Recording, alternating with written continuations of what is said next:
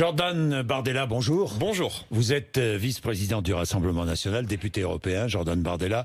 Emmanuel Macron condamne le racisme, une maladie qui touche toute la société. C'est un fléau? Oui, c'est un fléau qu'il faut évidemment combattre. Maintenant, moi je dois vous dire que je suis assez consterné de voir la manière dont les responsables politiques du gouvernement d'ailleurs, Emmanuel Macron et le ministre de l'Intérieur, M. Castaner en première ligne, ont lâché ces derniers jours la police et la gendarmerie qui font un travail exemplaire, qui sont en première ligne aujourd'hui face à la recrudescence de la délinquance, de l'insécurité, et qui ont été lâchés après une semaine de manifestations anti-flics dans notre pays où des minorités, parce que ce sont des minorités, je ne crois pas qu'il s'agisse de l'expression de la majorité silencieuse, ont exprimé une haine à l'égard des forces de l'ordre, une haine à l'égard de la police, à l'égard de l'État, à l'égard de la France, que le ministre de l'Intérieur et le président de la République, qui semblent tétanisés, ont difficilement condamné. Bien, je vais revenir sur les mesures, sur l'intervention de Christophe Castaner, notamment mardi matin, ici même, qui a fait beaucoup de bruit, que vous avez regardé, que vous avez écouté, Jordan Bardella. George Floyd, aux États-Unis, martyr du racisme. Il y a ce mouvement Black Lives Matter qui a gagné le monde entier. Le monde entier. Vous comprenez cette émotion? Je comprends cette émotion aux États-Unis et puis évidemment au-delà lorsqu'on voit ces images. Enfin, j'ai vu aussi ces images, elles sont insoutenables. Moi, j'ai vu qu'on a essayé de remettre ce qu'il s'est passé, cet incident tragique sur la... C'est un incident, ça? Oui, c'est un événement tragique, dramatique. Et la personne qui... Oui, bien sûr. Et je pense que le policier qui, en tout cas, c'est un incident. A commis... Ce n'est pas plus qu'un incident. Et le policier qui a commis ça doit évidemment être sanctionné. Non, mais c'est un incident ou c'est plus qu'un incident? C'est un homicide. Volontaire ou non, c'est la justice qui le dira. Mais si vous voulez, je note que beaucoup ont cherché à instrumentaliser ce qu'il s'est passé là-bas pour l'importer sur le sol français notamment. J'ai vu M. Mélenchon appeler à cette révolution citoyenne alors qu'on voit là-bas des scènes de violence qui sont inacceptables, qu'on voit des scènes de représailles à l'égard de personnes, de ce qu'ils appellent être là-bas la communauté blanche, même si moi je ne partage pas cette dialectique, qui est une dialectique propre aux États-Unis. On a cherché à l'importer sur le sol français et à pousser à la haine contre la police, alors que le contexte il est différent, que là-bas la police fait face à... Il y a autant d'armes là-bas que d'habitants, près de 300 millions d'armes qui sont en circulation, donc le climat de violence il n'est pas le même. L'histoire n'est pas la même. Les États-Unis sortent d'une période de ségrégation qui est assez récente finalement et qui n'est pas le contexte français. Je vous rappelle qu'il n'y a jamais eu de ségrégation, de colonisation sur le sol français. Donc ce sont deux contextes qui sont totalement différents. Et dire qu'aujourd'hui la police est raciste et que la police tue ou arrête par racisme, et je pense profondément irresponsable. Alors je vais y revenir, Jordan Bardella, parce que vous êtes impatient de revenir sur la police, moi aussi, mais autant n'emporte le vent la polémique autour du film, et puis certaines statues qui sont déboulonnées. Alors je voulais vous en parler, puis même en France, un débat autour de Jules Ferry, par exemple. Il y a des lycées, beaucoup de lycées qui... Socialistes. Oui, des lycées, oui, enfin socialistes. Enfin, pourquoi socialistes? Parce que, en réalité, je cherche, Jules Ferry, je vois qu'on cherche à, je sais pas, remettre en cause notre histoire. Je vois qu'on cherche en tout cas à éloigner les Français des préoccupations principales qui sont les leurs aujourd'hui, en sortie de crise économique, en tension communautariste aujourd'hui dans les quartiers, en politique migratoire que plus personne ne supporte, d'ailleurs en montée de l'insécurité. On cherche en réalité à transporter le débat sur nous-mêmes, sur ce qu'on a été. Moi, je veux dire, je refuse de rentrer dans ce débat. Est-ce qu'il faut supprimer les traces de l'histoire? Non, moi je suis... Pourquoi? Parce que je pense que l'histoire n'a pas à être modifiée, que nous en sommes les continuateurs. Et que moi j'en ai marre de ces débats sur la repentance, sur la victimisation permanente. Moi je suis né en 1995, je ne me sens pas redevable de ce qui a pu être fait d'ailleurs par le passé. Et je vous intéressez à l'histoire, j'imagine. Et je préfère, bien sûr, mais je préfère regarder vers 2030, 2050 plutôt que de regarder vers le passé. Et j'en ai ras-le-bol de cette culpabilisation permanente qui sert aujourd'hui à des minorités à exprimer une haine à l'égard de la police, une haine à l'égard de la France. J'ai entendu le président de la Ligue de défense noire, lors d'une manifestation qui était interdite, dénoncer la France, ce pays d'esclavagistes, de colons. Alors, si certaines minorités militantes aujourd'hui ne sont pas satisfaites de ce que leur a apporté la France, parce que la France leur a tout donné, moi, ma famille n'est pas née ici, mais je suis très fier du pays qui m'a accueilli. Je respecte le pays qui m'a accueilli et je suis redevable vis-à-vis du pays qui m'a accueilli. Et c'est un effort important que beaucoup ont fait en arrivant dans notre pays, mais que certaines minorités ont tendance aujourd'hui à oublier. Jordan Bardella, je voulais revenir, puis on va passer à autre chose, mais tout de même sur cette volonté de déboulonner des statues, de ne pas regarder parfois l'histoire en face. Il faut regarder notre histoire en face, vous êtes bien d'accord? Oui. Hein, vous êtes bien d'accord. Mais alors pourquoi ce qu'ont fait les Britanniques, ce qu'ont fait les Belges, ce que font les Allemands, pourquoi par exemple ne pas créer un musée de la colonisation? Mais Pourquoi il pas existe déjà des musées, la colonisation est enseignée dans les livres d'histoire, oui, mais j'en ai un peu ras-le-bol qu'on utilise l'histoire. Est-ce que c'est très bien qu'on instrumentalise l'histoire? Mais c'est très bien qu'on enseigne l'histoire, mais qu'on enseigne surtout que l'histoire de notre pays, elle a été glorieuse. Et que la colonisation n'est pas effacer des pans de notre histoire. Non, mais il faut être objectif. Et que je ne considère pas comme le président de la République que la colonisation a été un crime contre l'humanité. Parce que le crime contre l'humanité, c'était quoi une colonisation? La colonisation, c'était quoi? C'était une chance pour les pays colonisés? Ça a apporté, je dis pas que c'était une chance, je dis en tout cas que la colonisation a apporté là-bas des infrastructures. La France n'a commis aucun crime? Et que, mais peut-être qu'il y a eu des crimes dans l'histoire de France, mais j'en ai ras-le-bol qu'on utilise l'histoire de France, qu'on instrumentalise l'histoire de France pour aujourd'hui alimenter la haine de la France. Non, mais il faut l'apprendre, on est d'accord, il faut l'apprendre. Oui, il faut l'apprendre l'histoire de France, mais il faut surtout apprendre que l'histoire de France, elle a été glorieuse, que la France c'est ce pays de la liberté et aussi ce pays on ne peut pas des libertés d'expression. L'histoire en faisant en sorte qu'elle ne soit que glorieuse. Vous êtes d'accord? Vous me parlez de Colbert, de Jules Ferry, etc. Parce que on est aussi ce pays de la liberté d'expression. Et aujourd'hui, sous le coup d'une repentance, la liberté d'expression, elle est en train de reculer dans notre pays. Mais la volonté d'une majorité silencieuse, y compris d'une majorité de Français issus de l'immigration qui vivent aujourd'hui dans les banlieues, croyez-moi, c'est davantage l'emploi, c'est davantage les questions sociales, c'est davantage la sécurité de leurs enfants qui vivent dans les banlieues de leur apprendre l'histoire. C'est davantage française. La sécurité de leurs enfants. Bien sûr, c'est davantage la sécurité de leurs enfants qu'ils ne peuvent plus envoyer aujourd'hui librement, par exemple prendre les transports en commun parce que sinon leurs enfants se font agresser, que ces histoires de statut. Alors je vais vous qui objectivement n'intéresse personne. Une dernière question, on va passer à autre chose. Si l'on supprime les traces de l'histoire, est-ce que les révisionnistes risquent de réécrire l'histoire? C'est-à-dire? Je vous pose la question. Mais les historiens ont toujours fait ce travail. Je veux dire, moi, Donc, on ne supprime pas les traces. Mais on n'a pas à supprimer les traces de l'histoire. On a enseigné toute l'histoire. Mais on n'a pas non plus à supprimer les pages glorieuses de notre histoire, comme ont tenté de le faire ces dernières années les responsables politiques dans les manuels. Maintenant, aujourd'hui, il y a des questions. Donc, on reconnaîtra notre passé. Oui, mais aujourd'hui, il y a des questions de fond. Ça fait une semaine que dans notre pays, l'État français se fait humilier, que l'État français se fait insulter et que, en réalité, les gens qui nous dirigent sont à genoux devant des minorités politico. Alors justement, puisque vous dites cela... Monsieur Bourdin, en parlant d'histoire, dans une semaine, nous allons fêter les 80 ans de l'appel du 18 juin 40. Oui. Et moi, je suis consterné de voir que, parce que je connais aussi notre histoire, on est passé du général de Gaulle, premier président de la Ve République, qui défendait l'indépendance, la grandeur de la France, la souveraineté de la France, son indépendance face aux puissants, à Emmanuel Macron, Christophe Castaner, qui sont aujourd'hui les esclaves de tous les communautarismes et qui sont aujourd'hui à genoux devant notamment la famille Traoré. J'allais vous en parler. Le président de la République a demandé à la ministre de la Justice de recevoir au ministère de la Justice, qui n'ont jamais de mots à l'égard de toutes ces familles qui sont victimes au quotidien de cette délinquance ordinaire. Dans notre pays, vous avez au quotidien 300 viols qui sont commis chaque jour. Vous avez 2000 agressions. Mais 300 viols commis chaque jour. 600 000 vols chaque année. Et nous n'entendons jamais la ministre de la Justice. Attendez, parce que 300 viols, vous voulez dire quoi? Vous voulez dire que les violeurs sont tous noirs ou arabes? C'est ce que vous voulez dire, Jordan Bardella? Je ne vous ai jamais dit ça, monsieur Bourdin. Parce que vous ne me faites pas dire ce que je vous ai pas dit. Parce qu'on en était à la famille Traoré, vous me parlez de 300 viols par jour. Alors, Jordan Bardella, manifestation de soutien à Adama Traoré demain. Est-ce qu'elle devrait être interdite, cette manifestation? Elle devrait être interdite, d'abord parce que ça fait 3 mois qu'on impose des règles de confinement aux Français, qu'ils ont respectées. Et je vais vous dire que je suis consterné de voir que le ministre de l'Intérieur chez vous, il y a quelques jours, a déclaré que parfois l'émotion devait dépasser la loi.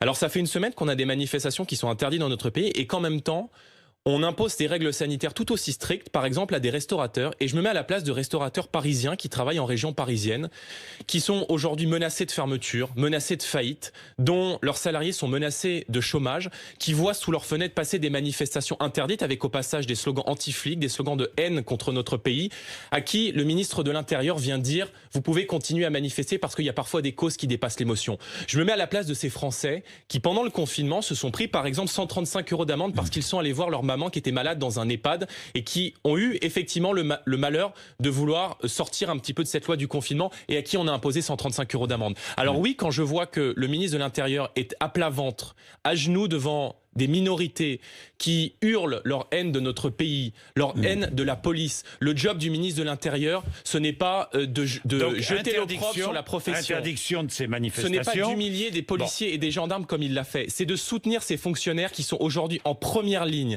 face à l'insécurité dans notre pays, qui tous les jours, dans les quartiers, ne peuvent plus rentrer dans certaines cités, se font insulter, se font injurier. Donc oui, moi honnêtement, j'ai du dégoût quand j'entends les propos du ministre de l'Intérieur, comme certainement sont dégoûtés aujourd'hui beaucoup de nos forces de l'ordre qui sont en première ligne pour 1 500 € par mois. Jordan Bardella, donc interdiction de cette manifestation de soutien, vous demandez l'interdiction. Oui, interdiction. Vous demandez l'interdiction des manifestations la semaine prochaine de soignants, de personnel de l'hôpital public? Je dis que le moment n'est pas à la manifestation. Donc, et qu'on ne peut pas, si vous voulez... Ces personnels-là non plus ne doivent pas manifester. Je ne les mets pas sur le même plan. Non, d'accord, mais moi non plus. Et je vais vous dire... Moi non plus, mais je vous demande, ces manifestations aussi doivent être interdites. N'êtes-vous pas, Monsieur Bourdin, choqué, du moins interloqué, de voir qu'on a laissé filer ces manifestations anti-flics il y a une semaine dans les rues de Paris, alors qu'on a vu dans les manifestations sociales dont vous parlez, des infirmiers, notamment des gilets jaunes, des manifestations contre les retraites qui ont eu lieu dans notre pays depuis plusieurs mois, la sévérité la plus totale? Lorsque ce sont des Français qui manifestent pour leur pouvoir d'achat, lorsque ce sont des Français qui manifestent pour plus de démocratie, là, le gouvernement fait preuve de la sévérité la plus totale et jette la police contre eux en utilisant des méthodes qui sont des méthodes de maintien de l'ordre extrêmement répressives, avec des canons à eau, avec des lanceurs de balles de défense. En revanche, lorsqu'il y a des manifestations anti-flics, là, il n'y a pas de problème. Alors, le gouvernement n'intervient pas, donne l'ordre à nos policiers, comme beaucoup en ont témoigné, de ne pas intervenir et va même plus loin en expliquant que ces manifestations interdites seront finalement autorisées ou du moins tolérées. Je trouve que c'est inacceptable et c'est ce sentiment de deux poids, deux mesures qui nourrit aussi le sentiment d'injustice des Français à l'égard d'Emmanuel Macron et de son gouvernement. Jordan Bardella, lorsque l'on rapporte les propos racistes tenus par certains policiers, oui. Vous avez vu cela. Et je les condamne. Est-ce qu'on rapporte ces propos, l'institution est salie? Oui, l'institution est salie par le comportement d'une minorité. Mais c'est le comportement d'une minorité. Oui. Et je ne jette pas l'opprobre contre les forces de l'ordre. Lorsqu'il y a des comportements déviants... Que faut-il faire avec ces minorités? Non, mais lorsqu'il y a des comportements déviants, que ce soit des propos racistes qui sont tenus, que ce soit des propos antisémites, que ce soit lorsque certains font preuve d'une violence particulière ou qu'ils sortent du cadre légal, comme ça a été le cas lors des manifestations des Gilets jaunes, poussées aussi par les consignes du gouvernement, alors ils sont sanctionnés et alors ils doivent être sanctionnés. J'ai aucun souci là-dessus.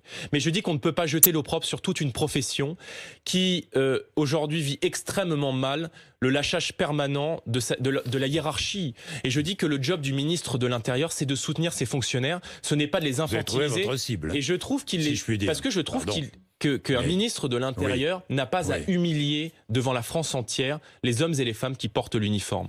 Le problème aujourd'hui, ce n'est pas les policiers. Le problème aujourd'hui, c'est le comportement des délinquants qui pourrissent la vie des habitants, y compris des habitants d'ailleurs qui sont aussi issus de l'immigration dans ces quartiers. Lorsque j'entends que la police contrôlerait au faciès ou qu'elle tuerait en fonction de la couleur de peau, eh bien oui, ça me choque. Parce qu'il faut peut-être rappeler que dans l'affaire Traoré, les policiers... Vous êtes originaire, vous avez vécu en Seine-Saint-Denis. Tout à fait. Hein. Est-ce que le contrôle au faciès existe ou pas? Non, je veux dire, on ne contrôle pas au faciès, mais Monsieur Bourdin, on ne contrôle pas au faciès, on contrôle une attitude. Oui. Lorsque vous êtes issu de l'immigration, que vous allez travailler tous les jours dans ces quartiers, alors vous n'avez pas de problème avec la police. Et vous êtes bien content que la police soit présente parce que lorsque votre enfant qui ne peut plus sortir correctement, qui ne peut plus s'habiller correctement, les femmes par exemple, qui dans ces quartiers ne peuvent plus sortir, ne peuvent plus s'habiller comme elles le souhaitent, ne peuvent plus sortir et prendre le RER B par exemple en Seine-Saint-Denis sans que les parents ne s'en inquiètent. Ça concerne aussi les enfants issus de l'immigration. Eh bien là-bas, vous n'avez pas de problème. Lorsqu'on contrôle, on contrôle une attitude. Lorsque vous provoquez provoquer les forces de l'ordre, les contrôles d'identité, il faut qu'ils soient filmés, ces contrôles d'identité. Il faut que tous les policiers portent une caméra piéton. J'y suis favorable. Vous y êtes favorable? J'y suis favorable parce que à chaque fois que la police intervient dans ces quartiers, qu'elle est généralement un peu malmenée, mise à mal par des minorités aujourd'hui dans ces territoires, l'acte premier de ces personnes est de filmer, de mettre assez vite les vidéos sur Snapchat pour provoquer les forces de l'ordre. Alors moi je suis favorable à ce que les policiers puissent aussi filmer ces contrôles pour se protéger. Et pour montrer un petit peu à l'image de ce que font les anglo-saxons, de pouvoir montrer aussi sur les réseaux sociaux la manière dont ils sont insultés, la manière dont ils sont considérés aujourd'hui par des gens qui chassent la police aujourd'hui à coups de cocktail Molotov, à coups de projectiles des quartiers. C'est ça le problème aujourd'hui. Il faut généraliser l'usage du taser ou pas? Monsieur Castaner, il dit, on a un problème avec l'étranglement, ce dont nous pourrions discuter. Il y a des écoles de formation qui existent pour les gendarmes, notamment une école de formation au maintien de l'ordre à l'interpellation qui est à Saint-Astier, qui n'existe pas pour la police. On pourrait aussi mettre en place ce dispositif pour la police. Monsieur Castaner, il dit il y a un problème avec l'étranglement, donc on va généraliser le taser. Sauf que, qui vous dit, lorsque vous allez utiliser un taser, qui dit au fonctionnaire qui va l'utiliser que la personne sur qui il va l'utiliser, qui est donc généralement qui est en fuite ou qui commet un acte délictuel, on se fait rarement tirer dessus au taser ou mis par terre lorsque vous marchez simplement dans la rue ou lorsque vous ne faites rien, n'aura pas de problème de cœur, n'aura pas de problème cardiaque. Et donc, cela va engendrer exactement les mêmes problèmes et nous aurons exactement le même débat d'ici quelques mois. Le problème aujourd'hui, c'est que les policiers ont tellement été lâchés par leur hiérarchie qu'ils sont tétanisés à l'idée de faire leur travail. Et que cette profession n'attire plus. Moi, je me demande comment est-ce que ça, c'est bien. Je me demande comment est-ce qu'on a pu passer d'une police qui était applaudie, soutenue par une majorité de la population après notamment les attentats. Elle est toujours soutenue après les par attentats, la population. À une police qui est aujourd'hui lâchée par la hiérarchie quand elle est soutenue par une majorité silencieuse et une majorité des Français. Est-ce qu'il faut instaurer en France des statistiques ethniques ? Non, j'y suis pas favorable pour une raison très simple, c'est que moi je combats l'américanisation de la société française et je la combats sur tous les plans, y compris sur le plan pas de culture culturel. Communautaire. Et cette culture ethnique, nous ne l'avons pas en France parce que la Constitution française dit que la République, elle est une et indivisible et que la communauté nationale ne voit que des Français sans aucune distinction de couleur de peau. Ceux qui sont aujourd'hui racistes, ce sont ceux qui se prétendent antiracistes. Et qu'en fait, la mission comme celle d'SOS Racistes et du président d'SOS Racistes, Monsieur Sopo, qui a, nié le fait qu'un policier de couleur noire a été traité de raciste, de vendu par d'autres militants indigénistes, a été aujourd'hui totalement lâché. Ce sont eux aujourd'hui les réels racistes. Et ceux qui se prétendent antiracistes sont les réels racistes aujourd'hui. Et moi, je combats cette ethnicisation de la société française.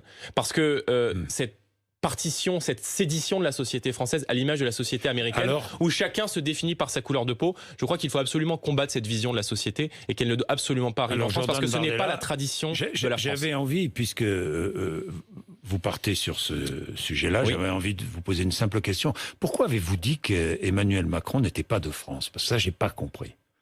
Ça veut dire quoi, ça? Qu'il n'est pas de France? Il n'est pas de France. Il ne défend pas les intérêts français. Il n'est pas de France comme vous, comme moi. Il ne défend pas les intérêts français. Non, mais pour lui, la capitale, il a renoncé à ce qu'était la France. Que vous critiquiez. Parce que pour lui, je vais vous dire, ou pas, peu importe. Je suis pas là pour juger. Mais il est de France ou il n'est pas de France? Il n'est pas de France. Il est d'une élite qui ne défend pas. Il est d'une élite populicide. Mais il est français. Il est d'une élite. Il est français. Oui, il est français, mais c'est pas le sujet. Je vous parle politiquement. Je suis pas sur le terrain de la morale ou sur le terrain de la nationale. Je suis sur le terrain de la politique. Non, mais parce que c'est très ambigu. Pour lui, vous en conviendrez, c'est très ambigu. Pour lui, la capitale de la France, ce n'est plus Paris, c'est Bruxelles. Et on le voit d'ailleurs au travers des différentes déclarations du plan européen qu'il a présenté il y a quelques jours avec Madame Merkel. Toutes les décisions politiques d'Emmanuel Macron visent d'abord à se mettre à genoux devant les puissants, 750 milliards devant des intérêts financiers, et notamment devant la Commission européenne, à qui il souhaite. Vous voterez. Il continue de transférer des pouvoirs toujours plus importants, et notamment le pouvoir de mettre en place un impôt européen. Vous voterez les aides 750 milliards d'euros de l'Union européenne aux pays en difficulté? Non, parce que est bien naïf celui qui pense. Non. Est bien naïf celui qui pense que c'est un chèque en blanc et que la Commission européenne, pour nos beaux yeux, va nous virer un chèque et un virement de 750 milliards d'euros. C'est de l'argent qu'il nous faudra rembourser, auquel d'ailleurs qu'il faudra faire adopter à l'unanimité par le Conseil européen. Une grande partie des États d'Europe de l'Est qui ont déjà connu ce regain populaire souverainiste ont d'ores et déjà dit non, parce qu'ils savent très bien que cela va nous mettre sous le joug, sous la tutelle de la Commission européenne, qui va nous imposer des réformes donc pas d'aide austéritaires, européenne. Vous ne voulez pas d'aide européenne pour la France? Mais Je dis que, le rachat des dettes par la Banque Centrale Européenne va dans le bon sens. Dettes, c'est bien. Je dis que le rachat de dettes par la Banque Centrale Européenne, ça va évidemment dans le bon sens. C'est clair que la Banque Centrale Européenne joue son rôle. Mais je vous rappelle que la Commission européenne est responsable des cures d'austérité massives qui ont été imposées à la France, que la Commission européenne a notamment en matière de santé imposé à 63 reprises et demandé à 63 reprises aux États membres qu'ils baissent leurs dépenses de santé. Alors Emmanuel Macron, il croit dans une chimère européenne qui n'existe plus et plus que jamais. Je crois que nous avons besoin de remettre les traités sur la table et d'aller vers une coopération entre États. L'Union européenne a montré son inefficience totale durant cette crise, à tel point que nous avons dû en implorer à la Chine de nous livrer des masques. Bien, j'ai une dernière question. Pourquoi est-ce que Marine Le Pen affirme que la France est le pays d'Europe où il y a le plus de morts pendant cette période du Covid? Bon, la France, elle a dit cela hier matin, mais j'ai pas compris pourquoi. La France est le pays, au niveau européen en tout cas, dont le gouvernement, sur la gestion de la crise... Non, je ne parle pas du gouvernement, je veux dire le nombre de morts. Et le plus mal... Pourquoi est-ce qu'elle affirme que la France est le pays d'Europe où il y a eu le plus de morts? Pourquoi? Parce qu'elle porte Pourquoi? Elle a défendu le ressenti d'une majorité de Français aujourd'hui. Le ressenti est une chose, les chiffres en sont une autre. Non, mais on peut faire une bataille de chiffres. Je veux dire, on peut aussi compter le nombre de masques qu'Emmanuel Macron a mis à disposition de nos compatriotes. Je vous pose une question. Pourquoi a-t-elle dit cela? Si ce n'est pour insinuer et pour laisser entendre que c'est en France... qu'on a le plus mal géré cette crise. À cause du gouvernement, qu'on a le plus mal... Monsieur Bourdin, le gouvernement... Non mais pardon, je vous pose la question. Vous allez chercher des griefs statistiques à Marine Le Pen. Pourquoi? La réalité, c'est que Marine Le Pen, Belgique, ça a été... 83 morts pour 100 000 habitants. Grande-Bretagne, 60 morts pour 100 000 habitants. Espagne, 58 morts pour 100 000 habitants. Italie, 56 morts pour 100 000 habitants. Suède, 47 morts pour 100 000 habitants. Et France, 44 morts pour 100 000 habitants. Bout, l'intégralité du sujet. Marine Le Pen a été la première responsable politique dès le 29 janvier à demander la fermeture des frontières avec les pays qui étaient des pays foyers de l'épidémie. Emmanuel Macron a refusé de le faire. Et ça a probablement entraîné l'accélération de la diffusion du virus en France. Marine Le Pen a demandé le 11 février à l'Assemblée nationale à la ministre de la Santé, Madame Buzyn, ce qu'il en était de nos stocks de masques, de tests, de médicaments. On nous a expliqué qu'il n'y avait pas de problème. Je reviens sur ce qu'a déclaré Marine Le Pen à propos des masques à une certaine époque. Mais peut-être que ce constat vous gêne, mais ça fait des années que les thèmes que nous défendons, le patriotisme économique, la souveraineté dans nos filières stratégiques, et notamment en matière médicale, puisque 90% de nos filières de médicaments ont été délocalisées à l'étranger, le contrôle aux frontières, quand nous avons laissé nos frontières grandes ouvertes au moment où l'épidémie s'accélérait pour les fermer quelques semaines plus tard et donner raison au Rassemblement national, tous ces sujets, ils sont sur la table et les Français voient bien que tout ce que nous avons défendu depuis des années feront partie de ce débat sur la France d'après. Bien, merci beaucoup. Merci Jean-Jacques Bourdin. Merci d'être venu nous voir, Jordan Bardella. Il est 8h56, RMC, BFM TV.